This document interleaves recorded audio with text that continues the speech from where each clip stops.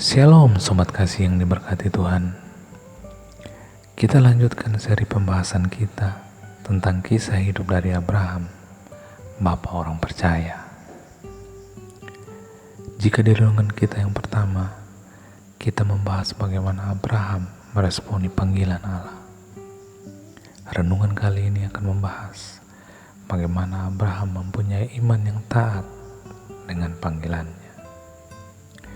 Bacaan kita terdapat dalam Ibrani 11 ayat yang ke-8 yang berkata, "Karena iman Abraham taat ketika ia dipanggil untuk berangkat ke negeri yang akan diterimanya menjadi milik pusakanya.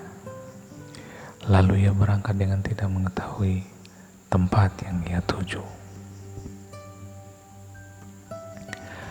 Abraham adalah teladan iman yang baik bagi kita.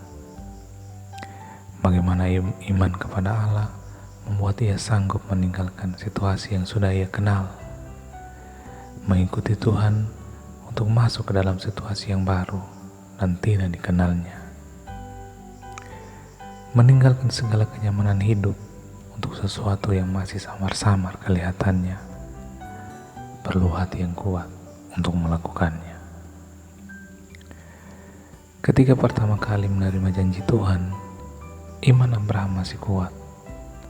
Setelah berjalannya waktu, muncul tantangan untuk tetap mempercayai janji itu.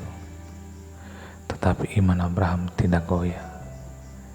Roma 4 ayat 19-20.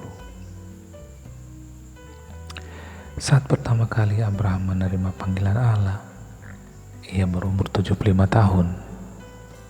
Fisiknya masih kuat untuk seorang Abraham.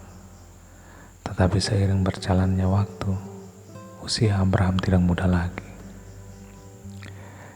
Dalam perjalanannya, Abraham sering mendapatkan kesulitan-kesulitan.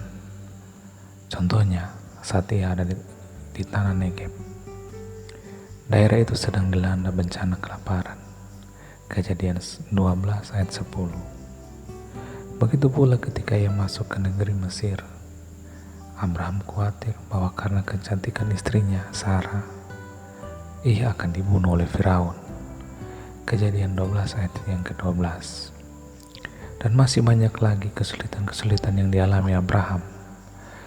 Tetapi itu sama sekali tidak merubah imannya kepada Allah. Abraham melakukan kehendak Tuhan tanpa kecurigaan sama sekali. Inilah iman atau ketaatan tanpa syarat. Dia percaya kata-kata Allah tanpa membantah sedikit pun. Sobat kasih yang diberkati Tuhan, kita tentu sering mendengar firman Tuhan, tetapi seberapa banyak kita mempercayainya dan melakukannya dalam kehidupan kita setiap hari? Itulah yang membedakan kita dengan Abraham. Iman yang dimiliki Abraham adalah iman yang hidup. Iman yang disertai dengan perbuatan. Sebab tanpa perbuatan, iman hanyalah sebatas kata-kata belaka. Iman dan ketaatan tidak bisa dipisahkan. Sama halnya dengan ketidakpercayaan dan ketidaktaatan. Sobat kasih yang diberkati Tuhan, marilah kita memeriksa diri kita secara pribadi.